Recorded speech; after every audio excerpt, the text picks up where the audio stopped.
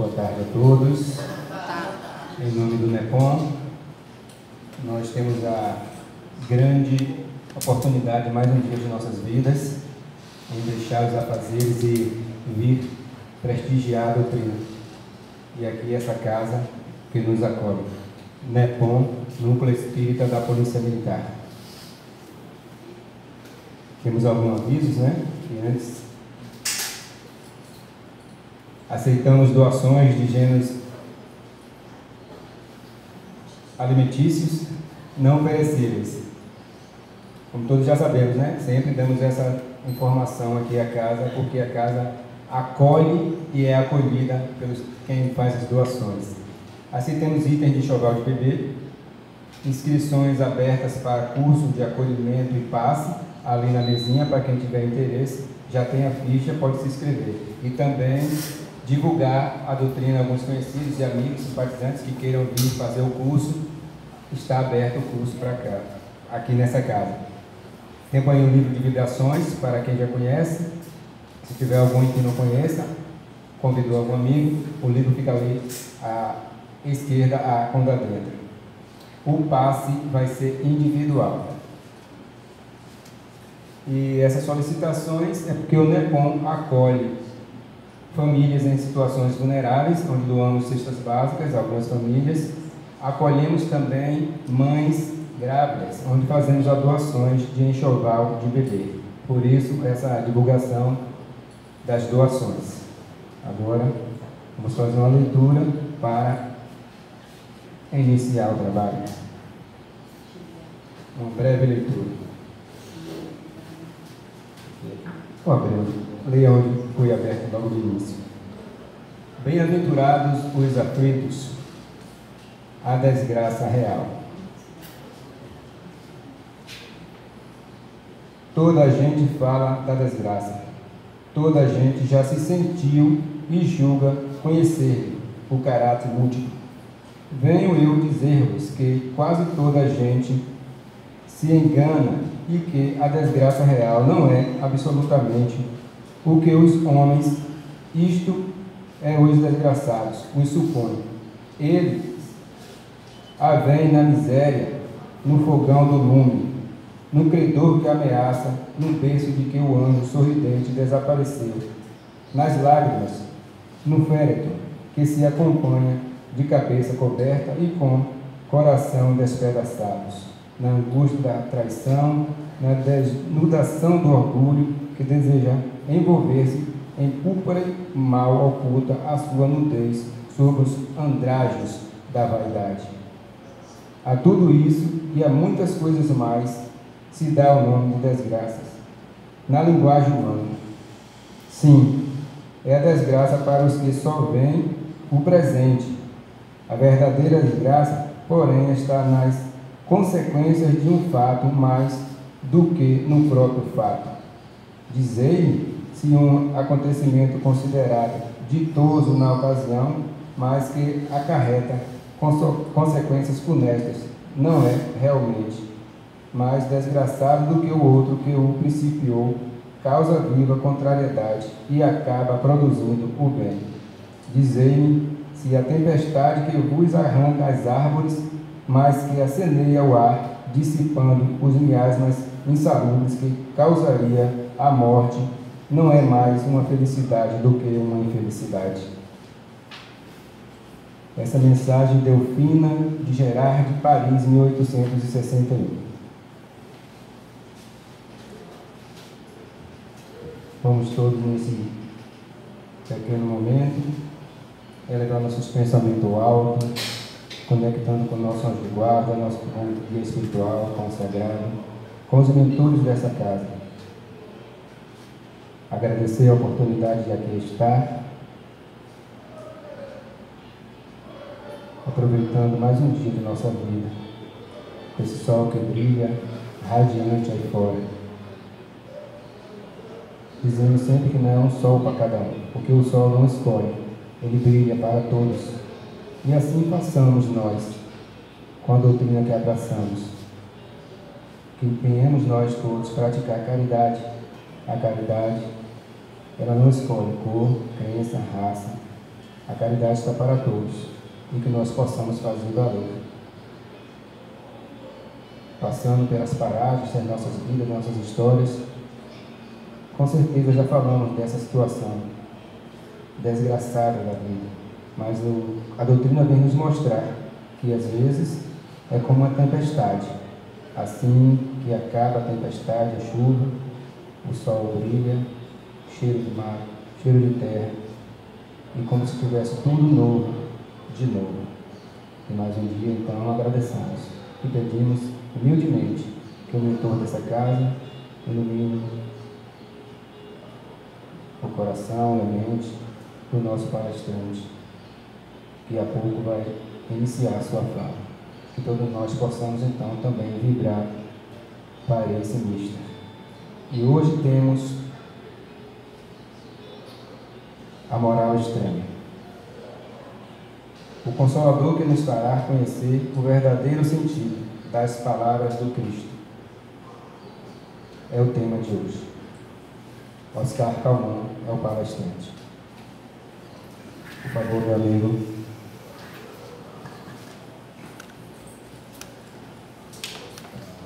Pode ficar na mão, pode colocar. Como eu disse no início, agora a casa é sua, então fique à vontade.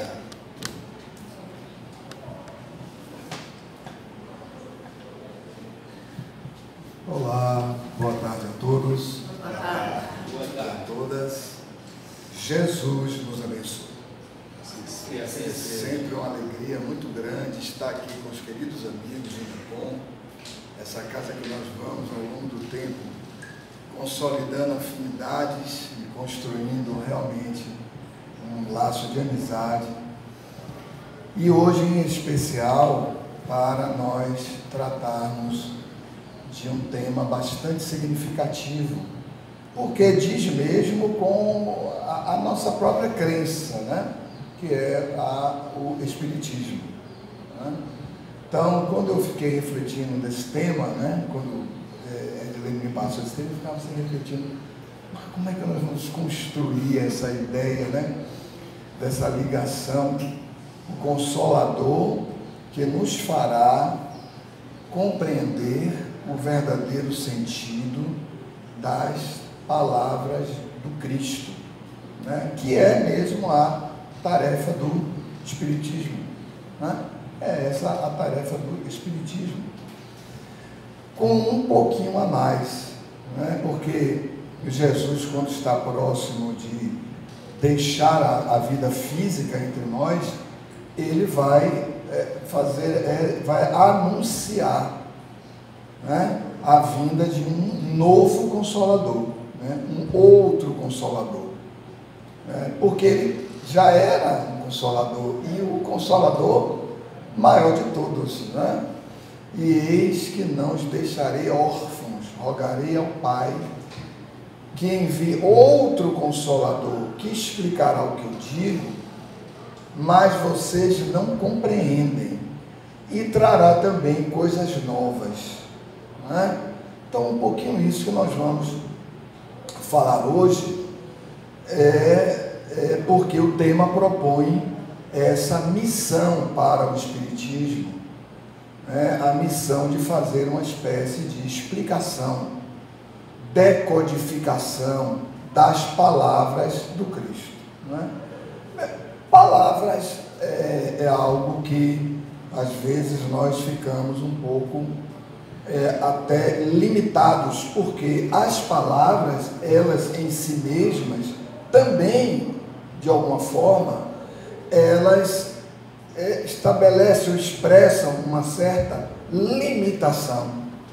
Uma palavra, ela nunca poderá, como símbolo que uma palavra é uma espécie de símbolo do quê? De uma ideia, né? Uma representação de um sentimento. Por isso a dificuldade, às vezes, das palavras, principalmente nas palavras escritas, né? As palavras ainda, quando são ditas, são proferidas, elas levam toda uma espécie de carga, viva, uma emocionalidade daquele que profere aquela palavra, né? Mas imagine nós que colhemos essas palavras nas anotações de Mateus, né? Enfim, de todos os evangelistas, né? Alguns que nem conviveram com o próprio Jesus. Então, fica bem mais difícil e bastante distante do momento onde elas foram proferidas há 2000 anos. Né? Então, notemos, eu estou trazendo um pouco essa reflexão, porque tem a ver com o tema proposto. Né? Então, a decodificação do real sentido, do verdadeiro sentido das palavras do Cristo. Né? Então, assim, precisamos, então, entrar um pouquinho mais, porque vamos nos relacionar com as palavras, mas também precisamos nos relacionar, que é um processo elucidativo, né? Quando Jesus falava, ele anunciava palavras, mas ele elucidava toda uma realidade espiritual, numa relação direta e profunda com Deus, né? Então, essa é a tarefa dele, porque até antes, o que se podia alcançar mais sobre Deus era o que estava ali nas Escrituras, né? Através dos profetas, que aqui e ali, por processos mais intuitivos, eles traziam determinados insights, vamos dizer assim, do que representava a vontade de Deus. Mas coisas que muitas vezes os indivíduos diziam por um processo mediúnico, um processo intuitivo, algo que eles não tinham como apresentar esta profundidade que Jesus trouxe e viveu. Porque há uma diferença. Quando ele pronuncia, por exemplo, o Sermão da Montanha, que é, por assim dizer, o seu discurso de abertura de vida pública, né? Quando ele pronuncia o Sermão da Montanha, ele, na verdade, faz o discurso do sermão, mas imediatamente ele vive o sermão. Isso é uma sutileza, porque ele não é um mero educador. Eu estou aqui, vim fazer uma palestra de alguns poucos minutos, mas eu vou me embora, ninguém vai ficar comigo, ninguém vai ver o que eu falo, o que eu penso, né? Como eu ajo, mas ele tornou a vida dele pública, curta, 3 anos, né? A vida pública dele, nesse sentido, é 3 anos, né? Tanto que ele o tempo inteiro, quando alguém percebia a natureza mais elevada dele, ele dizia: cala-te, ainda não é chegada a minha hora, né? Até para a própria mãe dele, em dado momento ele diz isso, quando ela pede para ele transformar água em vinho. Ele diz: olha, você sabe que ainda não é chegada a minha hora, mas ele, por amor de profundidade, né, ele vai e realiza aquele ato, né? Porque o amor, ele termina comandando os nossos atos, mesmo para sair um pouco de determinados modelos ou alguns roteiros, né? Mas desde quando a programação geral não seja violada, né? Então ele vai e pratica aquele gesto de dar à água determinadas características do vinho, porque aquele era um instante de alegria, um instante de beleza entre aquelas pessoas que estavam ali. Então o processo era de harmonização. Mas enfim, não estou aqui para falar dessa passagem, né? Estou só trazendo como reflexão para a gente ver como precisamos também nos valer para a elucidação desse tema proposto de outros recursos pedagógicos que ele usou. Então, a fala, foram os discursos, as elucidações diretas, né? A alguns instantes ele devolve ao indivíduo questões, é um recurso, como a dizer ao indivíduo: você sabe, né? É você que sabe, diga para mim, você sabe, né? Sócrates, antes dele, já tinha feito isso, né? Preparando essa caminhada dele, essa chegada dele, né? Tudo foi muito bem pensado, tudo foi muito bem elaborado, tudo foi muito bem estruturado, E ele participou de todo esse processo e participa até hoje, porque ele é o governador do planeta, o governador espiritual, o administrador de todos os processos de desenvolvimento espiritual de nós, de todos nós que somos espíritos tutelados por ele. Se estamos magneticamente presos ao planeta Terra, ao orbe Terra, estamos sob a administração dele. Saibamos ou não disso, porque muitas vezes nós nem temos a noção de que somos tutelados, né? Aqueles arroubos, aquelas prepotências nossas, a gente tem nem noção de que vai ser necessário uma caminhada, né, dentro dos fatos, dentro das situações, das ocorrências, que vão em algum modo promovendo esses contrastes e os embates entre aquilo que nós julgamos que já temos um certo domínio, né? Podemos estabelecer algum mecanismo de força ou de positividade sobre coisas, mas na verdade estamos presos a um corpo que perde energia todos os dias. Hoje mesmo já estamos mais envelhecidos, porque menos vitalizados do que ontem. Imagine como Deus criou a estrutura de modo onde nós vamos perdendo energia, mas vivendo as experiências, e à medida que o tempo passa, porque o tempo é um pouco esse conflito, um pouco esse embate, né, entre a lei de destruição e os mecanismos de conservação, há aparentemente um embate, mas na verdade há uma harmonia entre essas leis, né? Então, para que desse aparente conflito surja o tempo, para você então vivenciar. O que é o tempo? É a possibilidade, é o conjunto de possibilidades de se vivenciar determinadas experiências adredemente pensadas e estruturadas, para que nós possamos então descobrir o que seja a vida. Porque a vida é imensidade. O que é a vida? Imensidade. Quem tem condições de definir o que é a vida? Espírito do nosso nível de evolução?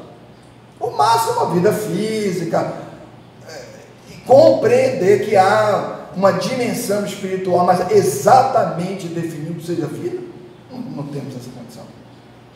Ainda não temos, né? Nosso entendimento é muito reduzido, inclusive entendimento sobre nós mesmos, né? Já que nós somos portadores de conflitos muito profundos. Imagine, nós mesmos não temos como nos autodeterminar em algumas coisas, porque isso nos escapa no campo da nossa vontade, né? Às vezes somos sequestrados por vivências, experiências, comandos outros, vivenciados em outras encarnações. Imagina. Então, a gente não ir muito longe, vamos voltar aqui para o que a gente estava começando, né? Então é nesse sentido que ele usou outros recursos, não só palavras, mas outros recursos, né? Como a cura. A cura tem uma mensagem fortíssima dentro desse processo de elucidação trazido por Jesus. Não há uma palavra. No caso da mulher que sangrava permanentemente, não há uma palavra. Só há algum diálogo após a cura. Lembram disso? Aquela multidão, normalmente muitas pessoas, a mulher toca nele, ele para e diz: alguém me tocou. Aí um dos discípulos diz: mestre, alguém te tocou é pouca coisa, porque há uma multidão aqui. Diz: não, mas alguém me tocou de um modo especial, porque eu senti sair de mim uma virtude. Não é sair no sentido dele deixar de ter a virtude, mas a energética pura, curativa, fluiu. Alguém solicitou com verdade. sabe, um pedido verdadeiro, porque às vezes nós fazemos orações, mas às vezes nossos pedidos não são verdadeiros, mas isso é uma questão para outro dia, né? Quando a gente for falar sobre prece, alguma coisa assim, a gente vê o que é o verdadeiro, o que não é, e por que às vezes não somos atendidos, né? Ou se somos, não percebemos, porque não era verdadeiro o pedido, né? Mas enfim, então notem que ele não usa nem para depois é que vai haver alguma fala, alguma elucidação dele sobre aquele processo que aconteceu. Mas a cura, o que é a cura? É o anunciar fático, real, efetivo, material, de que o Espírito atua sobre a matéria. O Espírito atua sobre o corpo. A tua fé te curou. A fé pertence ao corpo? Ao cérebro? É o cérebro que tem fé? Não, é o Espírito que tem fé. A tua fé te curou. Ele tira os recursos de cima dele e devolve ao indivíduo o quê? A atividade elevada em favor dele mesmo. Porque muitos de nós não queremos ser curados. Não queremos. Por uma série de outras razões nós não queremos. Então estabelecemos aqueles mecanismos todos de fuga. Joana de Anjos tem uma página belíssima, Mecanismos de Fuga do Ego, e que ela vai dizer como nós fazemos esses malabarismos psíquicos para culpar pessoas, culpar a sociedade, para mantermos o mesmo padrão que nós nos encontramos, né? Então ele aparece com essa mensagem muito impactante, né? Divisor de águas da humanidade, tanto que a figura de Jesus estabelece uma divisão de águas na humanidade, antes do Cristo, depois do Cristo, dividiu mesmo a história da humanidade, de tão impactante que é a mensagem, porque não é só a cura é algo impactante, mas muitas curas se processaram depois dele, mas essas pessoas não guardaram decisivamente seus nomes na história e nem modificaram a história. O que mudou realmente é o que? A mensagem, o caráter profundo da mensagem, porque em Jesus não há superficialidade, não existe superficialidade na mensagem dele. A mensagem dele é toda de profundidade. E aí nós vamos até um determinado ponto, rapaz, que agora eu tenho que parar, aqui não dá para fazer isso assim não, aqui eu tenho que parar, porque vai implicar em uma série de coisas, aí eu escolho determinados mecanismos, que eu fique ali maquiando aquilo, naqueles processos todos, etc, para não aprofundar, né? Porque imagine, a mensagem que ele traz é a mensagem do amor incondicional. Amar e não se deter, quer dizer, parar nessa ação de amar, seja qual for a circunstância, o fato, a situação que se apresente.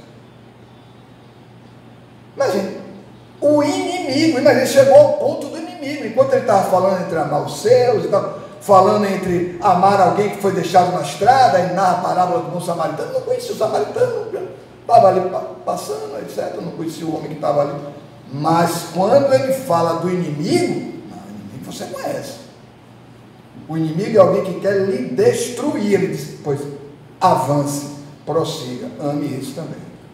Mas peraí, aí é demais, né? Então notem como ele chega num momento, né, onde há esse conflito que perdura até hoje em a sociedade, e nós que somos a sociedade, né? Nós é que somos a sociedade. Que é a sociedade? Não, é o conjunto das individualidades, é a sociedade. né? Então ele chega e prossegue na sua tarefa, com todos nós ainda, né? Porque estamos na etapa de transição, quer dizer, estamos dentro da proposta de adoção da mensagem. Olha que problema, porque já vimos e revimos mil vezes essa mensagem, né? Todos já conhecemos. Tivemos os exemplos para a melhor decodificação da mensagem. Então, nota o conflito: a força bruta versus a força do amor. Esse é o grande embate, é isso que existe, né? E as reencarnações, né, elas vêm nos auxiliando nesse processo, porque se não fossem as reencarnações com todos os recursos que envolvem uma reencarnação, nossa reencarnação é o fruto de uma grande engenharia espiritual.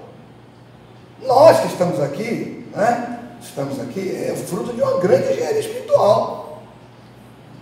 Ou seja, olhe a sutileza que os espíritos vêm nos explicar tudo isso. Quando o espiritismo explica tudo isso, o que é que ele está dizendo? O espiritismo está pormenorizando, detalhando, aprofundando no campo mesmo dos mecanismos e das leis pelas quais o amor de Deus se manifesta. Jesus traz a ideia central, total, né? Ele traz a mensagem moral. Moral é no sentido das tradições religiosas, não moral jurídica, sociológica, nada disso. Moral no sentido dessas tradições. No caso, a moral do Evangelho, né? A moral evangélica, como se diz, é a relação entre a criatura e o Criador, moral nesse sentido. O bem proceder, né? Algo sobre a perspectiva moral é a questão ética, o bem proceder moral. Portanto, o bem proceder tendo Deus como a referência. Questão número 1 do Livro dos Espíritos: que é Deus? Inteligência suprema, causa de todas as coisas. Se é causa, eu tenho que ir lá, porque causa é de onde tudo nasce, é o princípio, é de onde tudo brota, é de onde tudo se origina, é a gênese de tudo. Eu tenho que estudar, eu não tenho como ficar ainda maquiando coisas com sentido alegórico lá atrás, como foi proposto por Jesus.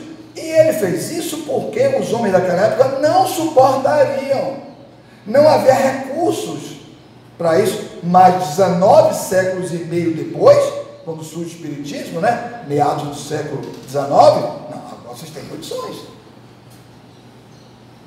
Agora vocês têm condições.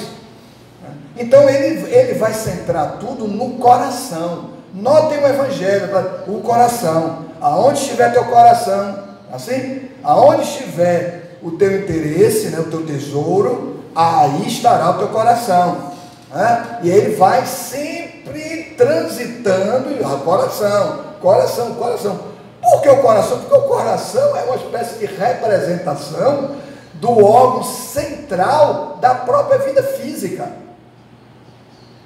Tudo passa pelo coração. Parou o coração, não, amigo, parou o coração, aí quando é a missa do sétimo dia, não tem mais. Parou o coração, não tem mais o que fazer, né?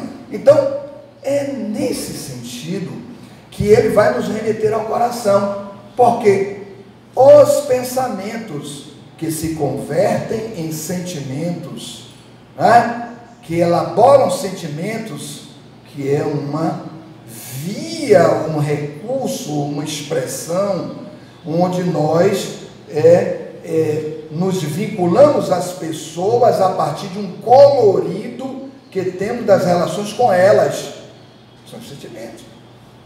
E esses sentimentos ganham expressão corporal, que nós chamamos de emoção. Então, maus pensamentos, maus sentimentos, emoções muito graves, impactos no nível físico. A alteração do próprio sistema, que foi muito bem construído pela natureza, para que nós suportássemos uma vida toda. Mas com maus pensamentos, maus sentimentos e más ações, o que fazemos? Subvertemos aquilo que estava transitando com normalidade para uma vida de 80 anos, 90 anos, conforme o planejamento. Cota de fluido vital, todos os outros recursos que implementam uma reencarnação, que não vamos falar aqui, mas todos os recursos, assim, e o que? As experiências, assim, tudo que anjo da guarda, designado, vai acompanhar outros espíritos que se candidataram, olha, vamos acompanhar aí, há muita debilidade moral nesse irmão, nesse ponto aí, não, nós vamos mandar fulano, um espírito mais maduro nessa área, quando ele pode ajudar, há toda uma engenharia, porque o resultado final é o nosso crescimento. Nós é que queremos punir pessoas, mas na verdade, Deus, a justiça de Deus, a base, a essência da justiça de Deus é a justiça da oportunidade. É a justiça da oportunidade. Se você remontar todo o processo, você vai ver, Ele está sempre querendo que nós cresçamos. Sempre. Tá, mas eu preciso de estômago. Mas eu preciso de estômago. Chega um momento até que nós estamos na ociosidade de tantos recursos que são, meu amigo, mas você solicitou. Mas na solicitação existe um compromisso. Não basta solicitar, né? Assim, tem que haver um compromisso. Não tem assim na estrutura estatal, tem um pouco isso, né? O órgão recebe uma verba, passou um ano, não usou, devolve para o erário central, né? Não usou, rapaz, e tal, podia ter feito isso. Um pouco assim, né? Então, veja que o humano já é assim, imagine o divino. Existe uma contabilidade moral, espiritual. Jesus fala sobre isso. A cada um segundo as suas obras. Isso é uma espécie de contabilidade moral, espiritual, mas uma expressão muito simples, mas o Espiritismo detalha isso. Mas notem, tudo isso nós vamos aprendendo em Jesus, não só pelas palavras, também pelas palavras, mas não só pelas palavras, até porque as palavras sofrem variações, da sua semântica, da sua, enfim, de cada povo, cada processo de tradução, vão sofrendo variações, e hoje nós encontramos coisas absurdas. O capítulo que nosso companheiro falou ali é moral estranha, estranha moral, do Evangelho, que já sugere aquelas passagens todas onde nós não compreendemos bem aquilo que foi dito, porque a ideia da época era outra, mas com a atualização dos tempos e a modificação dos termos, nós terminamos lendo coisas que foram escritas naquela época, mas fazendo traduções equivocadas agora. Então, qual é a medida de segurança? A medida de segurança é a medida que Paulo de Tarso nos dá, segunda a Coríntios. Lembra quando ele diz assim? A letra mata, o espírito vivifica. Essa é a medida de segurança. Essa é a medida de segurança, porque se bem analisarmos, e os espíritos vão explicar isso tudo para a gente, nesses processos de tradução, dessa realidade trazida pelo Cristo, essa realidade moral trazida pelo Cristo, nós vamos perceber que nós já somos os portadores das leis. Está tudo em nós. Nós já possuímos a verdade já está em nós. Notem como Jesus tem uma passagem, quando ele, em várias passagens, ele tenta se apresentar para a humanidade, aqui e ali, eu sou a luz do mundo, ele começa a se tentar, porque o homem não tem condição psíquica de captar o que é um Cristo, né? Um psiquismo de totalidade, né? O psiquismo dele total, não tinha como captar, não temos ainda, imagina. Então ele ia dizendo e anunciando um pouco daquilo que ele era. Em dado momento ele diz assim: ninguém chegará ao Pai, eu e o Pai somos um. O Pai está em mim, eu estou no Pai. E ninguém chegará ao Pai, não, a passagem é mais, eu estou no Pai, o Pai está em mim, mas o Pai é maior que eu estou juntando versículos, viu? Não está direto não, estou juntando tudo. Em João, nós vamos encontrar isso. Eu estou no Pai, e o Pai está em mim, né? Eu e o Pai somos um. Aí passa alguns versículos, assim, uns 4 ou 5 versículos, aí ele vai dizer assim: mas o Pai é maior que eu. Por que ele falou isso? Ele está tentando já deixar para a posteridade a ideia de que ele não era Deus, muito embora as religiões depois, não, Jesus foi Deus encarnado, Deus na carne dele, mas o Pai é maior que eu, está separando ele do Pai, né? Então, em dado momento ele vai dizer: eu sou o caminho, a verdade e a vida, e ninguém chegará ao Pai senão através de mim. Quer dizer, notem como ele diz: eu sou a verdade. Não vamos analisar a passagem toda, né? Que é belíssima, belíssima. Mas ele diz em dado momento: eu sou a verdade. Por que ele diz eu sou a verdade? Porque ele vertia essa verdade. Porque todos nós já a possuímos. Lembram no Monte das Oliveiras, quando ele está próximo da prisão dele, né? Que ele vai orar, e aí depois ele vai, pede aos discípulos que velem com ele. Aí ele vai, se afasta, entra em oração, depois de algum tempo ele volta e os discípulos estão dormindo. Aí ele acorda os discípulos: meu amigo, acorde aí, vocês estão dormindo? Não velaste comigo nem uma hora? Em verdade vos digo, orai e vigiai. Quer dizer, um sistema que ele está apresentando, né? Isso é um sistema, né? Orar e vigiar. Orar é levar-se acima da matéria para estabelecer em espírito uma relação direta com Deus.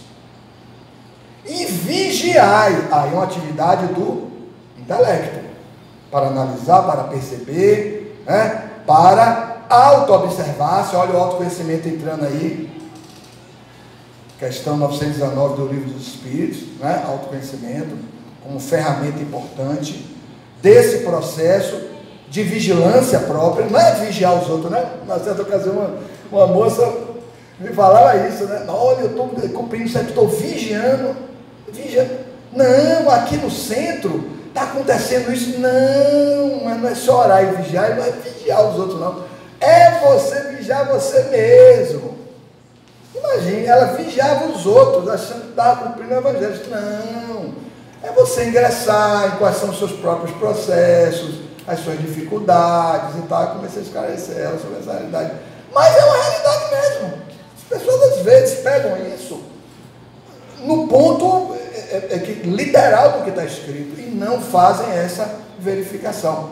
Por isso que Paulo vai dizer: a letra mata e o Espírito vivifica, porque o Espírito já tem as potencialidades. Então Jesus diz: orai e vigiai, para que não entreis em tentação. Significa dizer, para você não voltar com o seu passado tenebroso, porque hoje, nessa encarnação, a vida lhe apresenta novas circunstâncias para você apresentar um novo. Se você ficar respondendo com as emoções, os pensamentos, os sentimentos que aconteceram no passado, você não vai subir nunca, não vai se desenvolver nunca. Aí ele diz: apresente o sistema, orai e vigiai, para que não entreis em tentação, porque o espírito está pronto. Eu estou narrando tudo isso só para dizer isso. O espírito está pronto, o espírito é portador de todas as potencialidades. Já temos as potencialidades. Aí ele diz: mas a carne é fraca. A carne é fraca. Ou seja, a carne também não tem essa missão de desenvolver o espírito. Não é a missão do corpo. Isso. O corpo é um recurso, o corpo é um instrumento. Mas ele não tem essa missão. Ele aprisiona o espírito na experiência mais densa, corporal mais densa, porque essa é uma parte da obra. Como é que eu vou avançar para níveis mais elevados e sem conhecer essa etapa da obra? Não tem como. Eu tenho que transitar por todas as etapas evolutivas.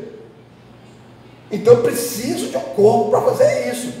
Se Deus criou essa estrutura, eu tenho que passar por ela e extrair dela as leis que estruturam esse nível de evolução aqui.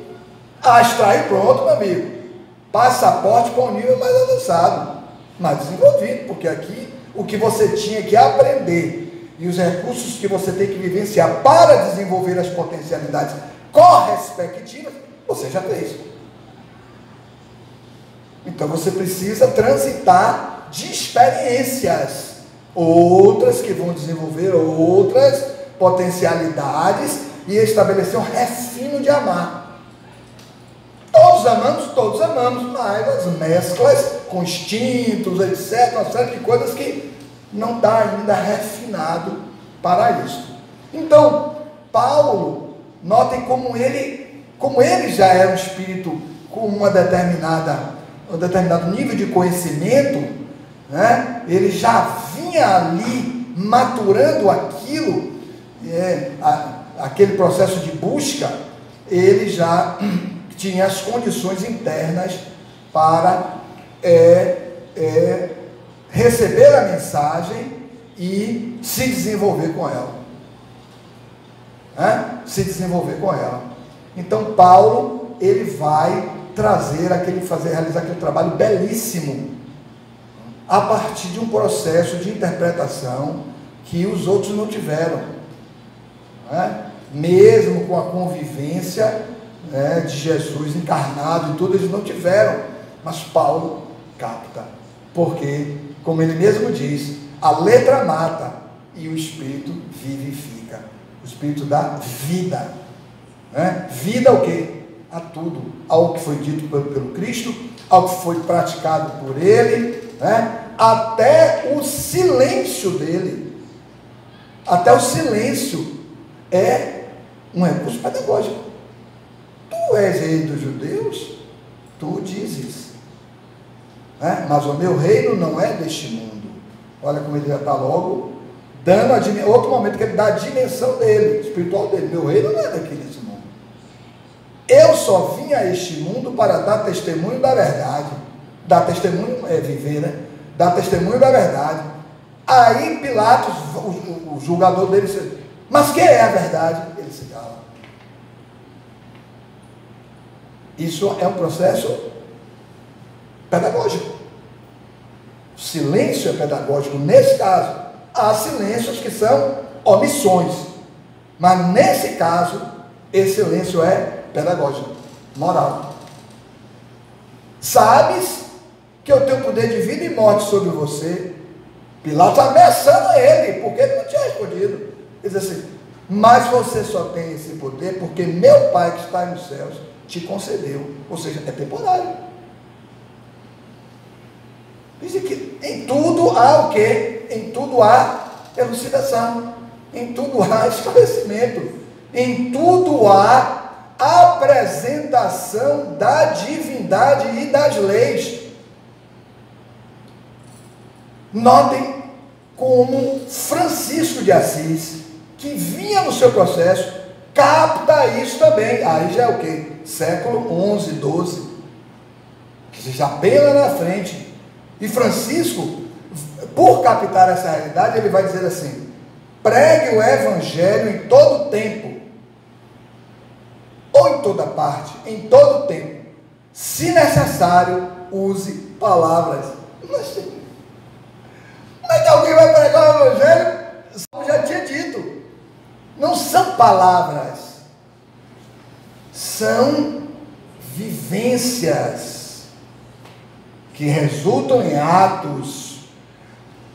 A vibração, voltando à mulher que foi curada, a vibração, ela sabia que o contato com qualquer coisa dele promovia isto.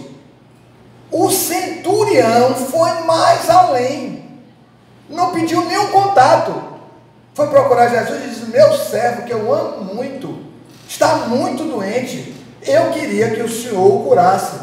E Jesus disse: vamos à tua casa. Senhor, o Senhor não precisa ir na minha casa, eu tenho soldados à minha disposição, dou uma ordem, eles vão e cumprem, eu preciso ir lá cumprir a ordem, eu dou a ordem a eles. Olha o cara.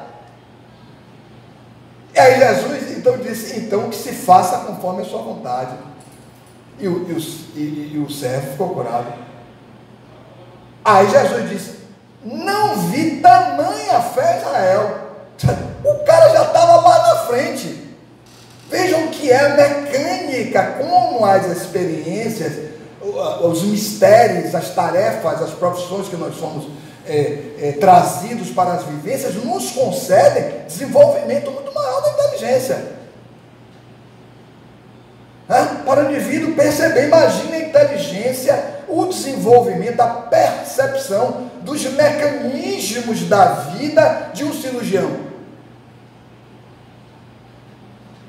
Pense aí, como ele vê, abre e vê os processos todos físico-químicos do organismo se desdobrando e ele fazendo intervenções para promover curas. Saiu do corpo físico, aquilo é o valor que ele extrai, uma ordem estabelecida dentro daquele sistema que é o corpo. Mas será que esse microsistema para ele não vai se desenvolver quando ele tiver uma amplitude de espírito, desencarnado, recuperando as suas faculdades? Meu amigo, eu sei o que é a ordem. A ordem é o resultado do encadeamento de muitos pontos que se somam e se retroalimentam entre eles para a consecução de um fim. O cara sabe isso da profissão dele. Imagine se o mecânico não sabe que determinada pessoa, olha, seu carro vai funcionar, mas é preciso você corrigir isso aqui rápido. Você está numa viagem, vai embora, tal, mas você precisa recompor essa peça. Não é ideal. Eu fiz aqui alguma coisa para você chegar em casa, mas o sistema não vai suportar, porque ele só funciona com a totalidade dos seus itens, dos seus elementos que fazem com que ele funcione em harmonia. Estou falando de um mecânico de um carro.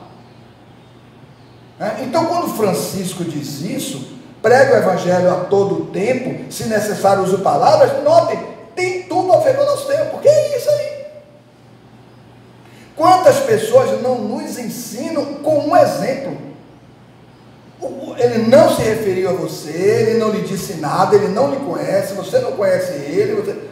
Rapaz, eu aprendi muito com esse cara agora. Foi ele disse o que? Não me disse nada. Oh. Mas o que ele fez?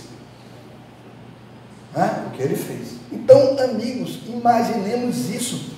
Então o Espiritismo vem no momento azado, no momento específico, sob a coordenação de Jesus, quando o sacerdotalismo já encontrava um ponto muito elevado do seu descrédito, porque as ciências estavam se desenvolvendo muito, a filosofia ganhou foros muito elevados, o homem começou a compreender como todas aquelas ocorrências da natureza se davam, porque entendeu os mecanismos, desenvolveu um instrumental específico para aquilo, século XVIII, XIX, já entrou pelo século XX, já muito desenvolvido, toda a parte de ciência, toda a parte de pesquisa, toda a parte de estudo, inclusive, das micropartículas,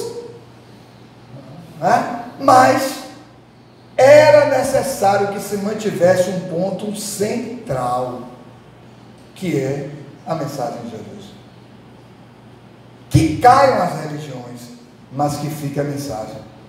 Porque muitas vezes as religiões não conseguiram traduzir exatamente aquilo que Paulo se refere e que Francisco se referiu, o Espírito.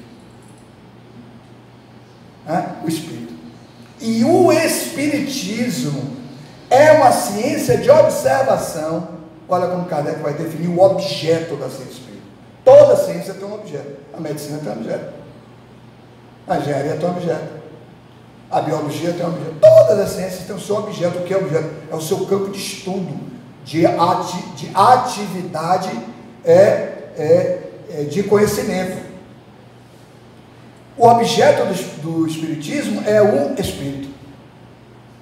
É a ciência de observação sobre a origem, a natureza e a destinação, que é interessante isso, a destinação dos espíritos, e a influência, a ligação entre o mundo corporal e o mundo espiritual. Quer dizer, o mundo espiritual interage com o mundo corporal, pelas reencarnações, pelos processos mediúnicos, não é? Tudo isso que de fato constitui essa interação, porque não há duas naturezas, só há uma natureza.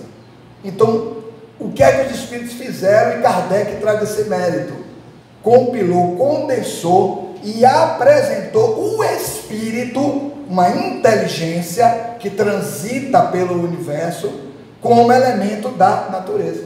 Já não é mais o fantasmagórico, o sobrenatural, o maravilhoso. Não!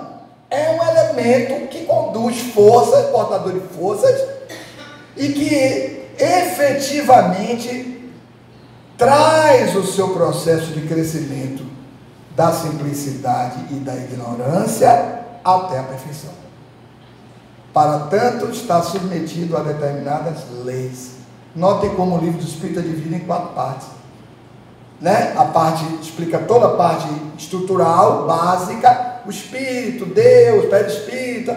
Segunda parte, mundo espiritual, a dinâmica do mundo espiritual, né? Reencarnar, desencarnar, missão, ocupação dos espíritos, tudo dessa dinâmica.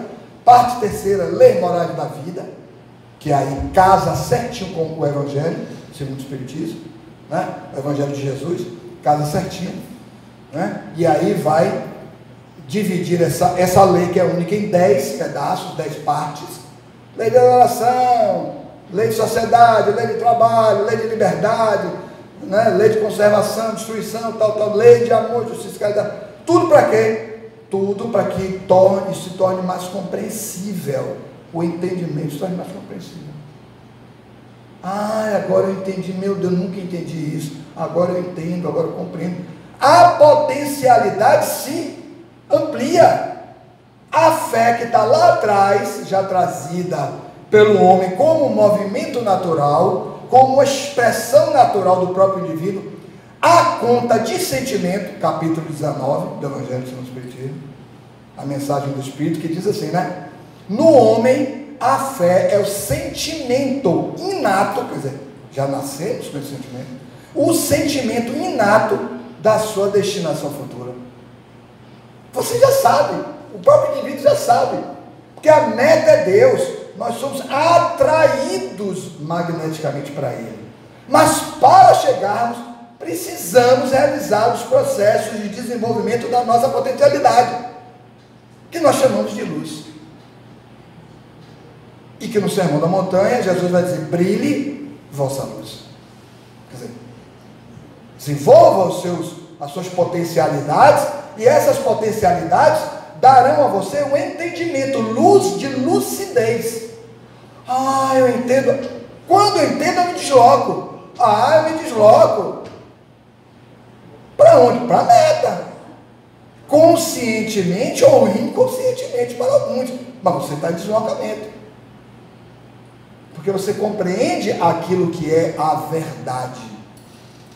Conhecereis a verdade e ela vos fará livres. Então vamos deixando trevas para trás. Daí o processo evolutivo é um processo misto, eliminar imperfeições e desenvolver potencialidades. Aí nós vamos caminhando. Só que isso é um processo doloroso. Por que é doloroso? Porque nós temos que matar uma personalidade para ir crescendo. Uma personalidade, com tudo que diz de uma personalidade, os modos, os jeitos, né? As metas criadas, as ambições, porque não há nenhum problema com a ambição. A ambição é algo perfeitamente legítimo. Se não tivéssemos ambições, se não tivéssemos ambições, nós não sairíamos da cama. Não sairia. Os espíritos dizem isso a Kardec, mas por que Deus criou um amor, um apego entre nós, os bens materiais? Os espíritos dizem, meu amigo, se não fizesse isso, você não faria nada. Já imaginou se esse corpo não tivesse fome, né? Se nós estivéssemos reencarnados em corpos com todas as necessidades, ia fazer o quê? Já imaginou se não tivéssemos os instintos sexuais, como buscaríamos uma outra pessoa para relacionar, para troca de energias? A princípio, o encontro dos corpos, mas depois a repartição do quê? Dos mundos emocionais. E depois, mais aprimoradas as relações, a repartição dos mundos morais, quando um acrescenta o outro moralmente. Imagine, se não tivéssemos essas necessidades, se nos bastássemos, e a vida toda cria os mecanismos para dizer, você não se basta, olha amigo, você não se basta. Tivemos um vírus agora que acabou com tudo. Quer que o vírus disse, amigo, você não se basta. Precisou uma medida mais drástica mesmo, para a gente ver corpos caindo e sendo sepultados, para a gente parar e refletir um pouco, sobretudo consumismo e tal. Mas não vamos entrar nisso agora, né? Então, eu passei meu tempo já, né? Eu acho que eu já passei. Então, é assim, então é nesse sentido, para a gente concluir, é que o Espiritismo, ele vai qualificar a fé. Notem bem, o Espiritismo, ele vai qualificar a fé. Como é que o Espiritismo qualifica a fé? Quando ele explica. A fé já é um sentimento inato. Mas quando você tem os contributos dos recursos da razão, agora eu entendo, amigo, eu sei para onde eu devo destinar minhas forças. A fé se torna raciocinada. E então, mais efetiva. Os saltos são bem maiores evolutivos, porque você se desvincula das alegorias e vê um mundo concreto, onde você tem que fazer, agir, realizando processos de restauração, né, pela escolha do bem e a vivência do bem. Restaura o passado para aliviar o presente e construir o futuro. Então, amigos, queria deixar essas breves reflexões. A consolação aí é a consolação pelo esclarecimento, pela explicação, que tira os obstáculos que nos impedem de crescer, porque estamos lá atrás, muitas vezes, concepções de rituais, ritualísticas, coisas que serviam um dia, mas hoje a proposta é a de desenvolvimento das forças em plenitude de amar. Muita paz.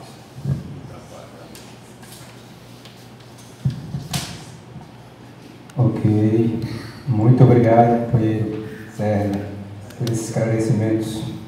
E essa semana, assim de forma pedagógica, como tu trouxeste essas palavras, nossa companheira Janice, ali na explanação do Evangelho do dia de quinta, trouxe também esclarecimentos sobre essa passagem do centurião com o Cristo e também da mulher que toca e sente a vibração, sente a energia e é curada, né? Muito bom, maravilhoso. Gratidão, gratidão. Agora nós iremos para o segundo momento do nosso trabalho.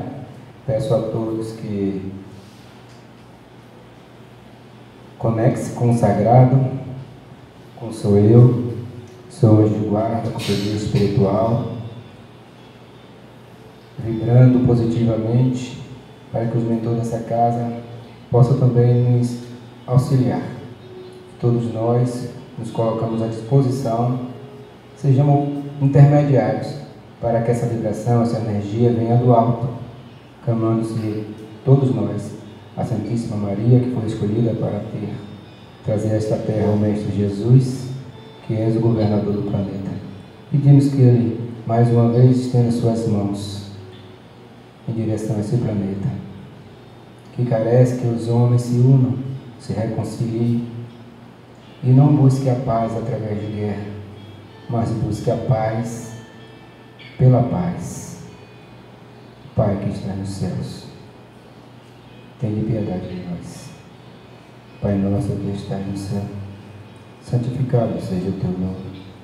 Venha o teu reino, seja feita a tua vontade, assim na terra como no céu. O pão nosso de cada dia nos dai hoje. Perdoai as nossas ofensas, assim como nós perdoamos quem nos tem ofendido.